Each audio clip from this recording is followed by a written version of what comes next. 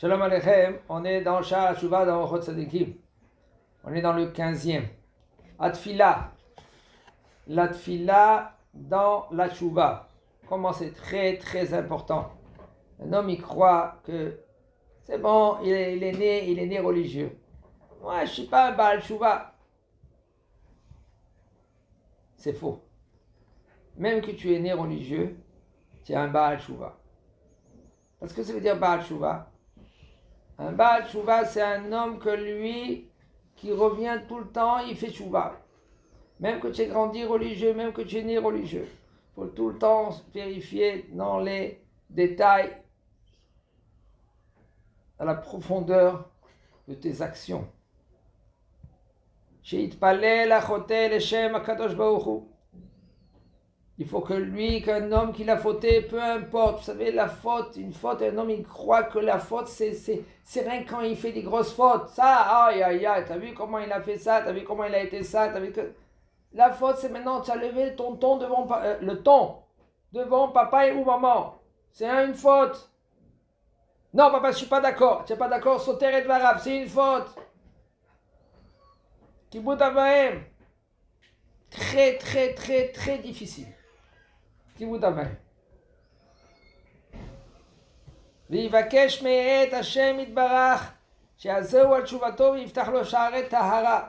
De demander, de prier, supplier à Kadosh Baruch Hu, que lui qui t'ouvre les portes de la pureté. Combien de fois le bonhomme, lui, il ne sait pas et il ne comprend pas qu'il a fait une faute.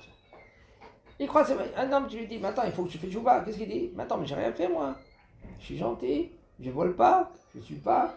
Et là, je suis dans mon coin, je vais à la Beth Knesset. Mais tu ne sais pas. Quelqu'un il s'est assis sur ta place. Quelqu'un il s'est assis sur ta place. Il n'y a pas de nom. Tu avais un nom, d'accord. Et encore. Tu l'as levé. Pourquoi tu l'as levé? Pourquoi tu l'as levé? Mais c'est ma place. Ça dépend comment tu dois le faire, ça. Il y a un gabay. Ashisha asa tikun ameruvat. Shitaken gol ma she'ivet kegon im gazal le'adam yashiva gezela kodem avidui. כדי שיתרצה בבידוי ואם גזל את האדם ואין לו לפרוע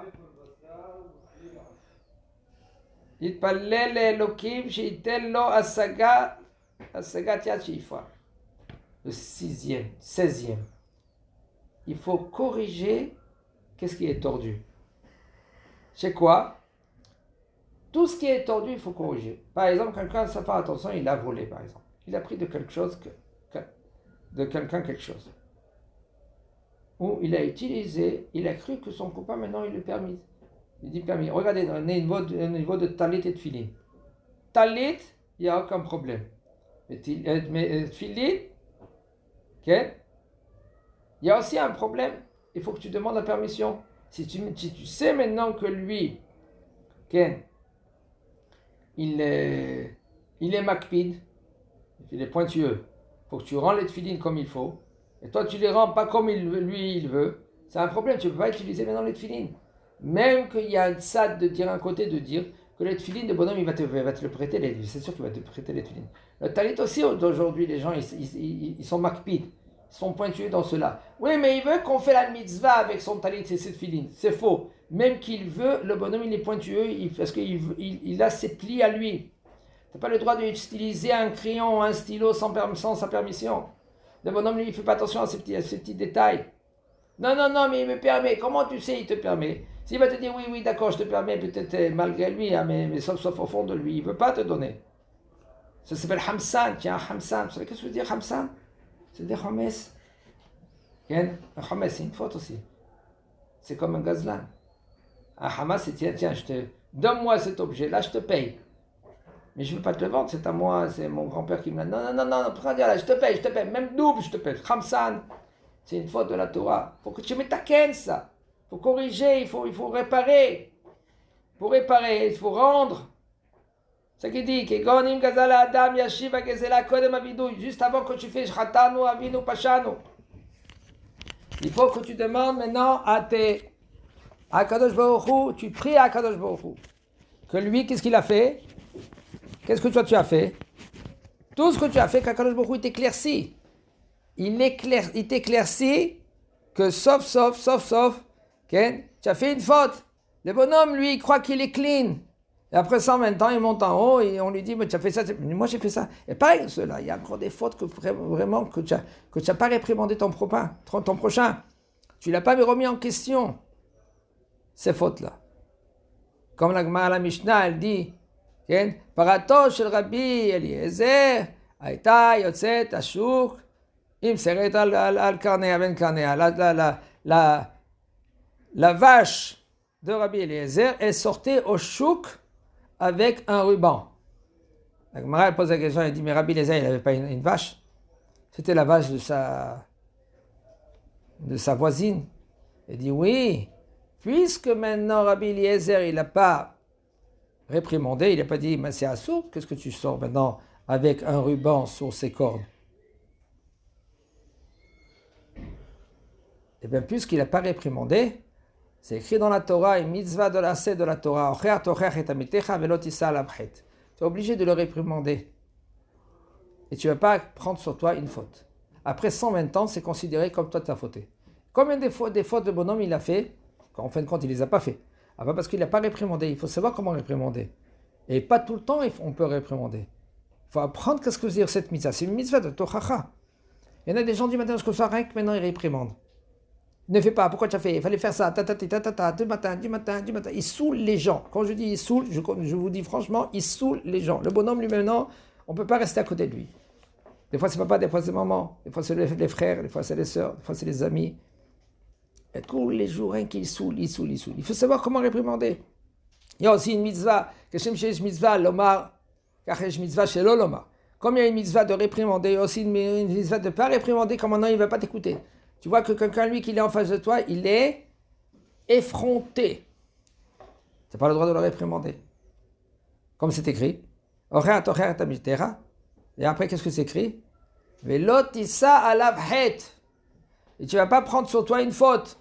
Alors tu peux comprendre ça de beaucoup de manières. 1.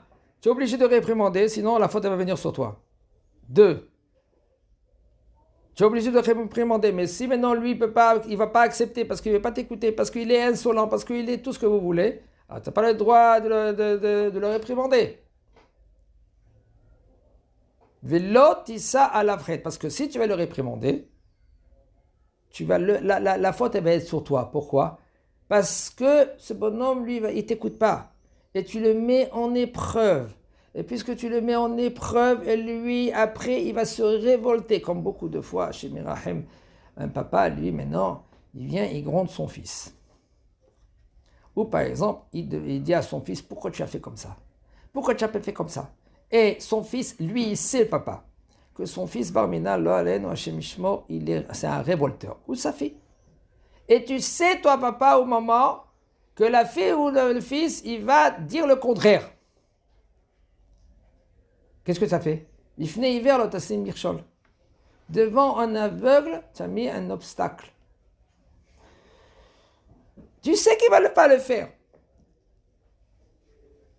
Et maintenant, toi, tu mets un obstacle, tu transgresses.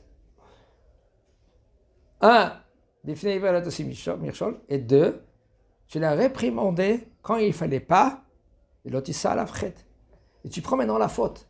Tu l'as fait fauter aussi. En premier, que Kibudavaim, c'est toi que tu as été goré. Il y a des choses que des fois tu peux faire passer. Il y a des fois des choses que tu peux effacer. Il y a des fois des choses que tu peux fermer un œil. Il y a des fois des choses que il n'y a aucun problème. Quand je dis aucun problème, des fois il n'y a aucun problème. C'est rien que parce que le bonhomme, depuis qu'il est petit, il aime réprimander. Il aime gronder.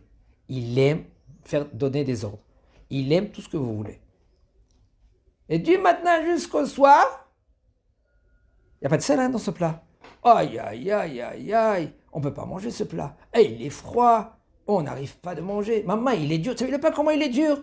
Mais la fourchette, pourquoi tu ne l'as pas mis à gauche? Elle est à droite, la fourchette. Mais en général, attendez, vous ne comprenez pas. La fourchette, elle doit être tout le temps à gauche. Et le couteau, il doit être à droite. Mais pourquoi vous l'avez mis? Attends, mais ta chemise, tu l'as pas vu, ta chemise, comment elle est tordue? Mais tu sais pas, tu as une tâche. Combien de fois je te dis, il faut tu mets une chemise qui n'a pas de tâche, et ta cravate, et ton pantalon, et tes chaussures. Regarde ton soulier là maintenant, Ken, le lacet, il est tout le temps détaché. Ta chemise, elle est dehors. Pourquoi tu la mets pas la chemise dehors? T'as pas vu maintenant tes cheveux, tu te coiffes même pas. Tu t'es regardé dans la glace quand tu sors de la maison? Quand on marche, il faut marcher avec le pied droit, pas avec le main en premier. Droite, gauche, pas gauche, droite. Et du matin, je peux exagérer encore. Du matin jusqu'au soir, le bonhomme, il saoule. Quand je dis il saoule. Et les enfants, de nos jours, dans la génération de nos jours, ils ont plus de patience. Ils ont plus de patience. Et il veut quoi? Kiffer. Deux choses. Pas de patience et ils veulent kiffer. Ils veulent tout de suite et maintenant. Ils veulent manger. Tu mets dans le micro, le manger il sort. Tu mets dans le... Aujourd'hui c'est junk food et fast food. Mazé junk food, n'importe quoi tu manges. Aïka quand tu as mangé. Le manger vite, fast food. Tu manges vite, allez, tu rentres. Des fois il y en a avec les voitures. Ils roulent, ils rentrent, okay? Ils donnent de l'argent. Il a déjà le plat, il se met de côté 5 minutes, il a fini de manger, hop, il continue à travailler. On n'a pas le temps. Pourquoi? Les gens, ils n'ont plus de temps. Avant, comment ils mangeaient? Il était assis. Même en Angleterre, par exemple, ils buvaient le thé à 4 heures. Attends, tu as le temps de t'asseoir à 4 heures, boire le thé? Aujourd'hui, ils n'ont plus de temps de s'asseoir. Ils étaient assis, ils buvaient le thé, le repas, avec les serviettes. Ils avaient le temps de mettre la serviette. Aujourd'hui, il n'y a pas le temps de mettre la serviette. Prendre le fourchette, couper bien, mettre son morceau de viande. Quelqu'un qui me fait montrer un petit truc. L'homme, lui, il a déjà fini à manger. La femme, elle chaque bis, chaque bouchée, elle mange. Elle goûte le manger. Et lui, tac, tac, tac, il a fini. Il a le temps encore de regarder de son portable, il a encore de regarder le match, et elle n'a pas encore fini. Okay? Comme ça, c'est. La femme, elle sait des fois profiter. Regardez comment il y a une soirée. La femme, 2 heures, elle se prépare. L'homme, qu'est-ce qu'il fait? Il met un pantalon, il met les souliers, une chemise, il est dehors déjà. Et la femme, non, elle prend son temps. L'homme, il faut que tu apprennes de la femme. De prendre ton temps, de bien manger. Encore, c'est bien aussi pour la santé. Il faut que tu mâches les qualités. Il faut que mâcher. Les gens, ils savent pas mâcher. Combien de fois tu dois mâcher? 7. Combien? Il y en a qui disent 7, il y en a qui disent 30. 32 fois. D'après la Kabbalah, il y a aussi chaque fois que tu mâches, il y a une kavana à faire. Kavana, ça veut dire un kavana avec des noms kadosh. 32 fois, comme les dents qu'un homme il a.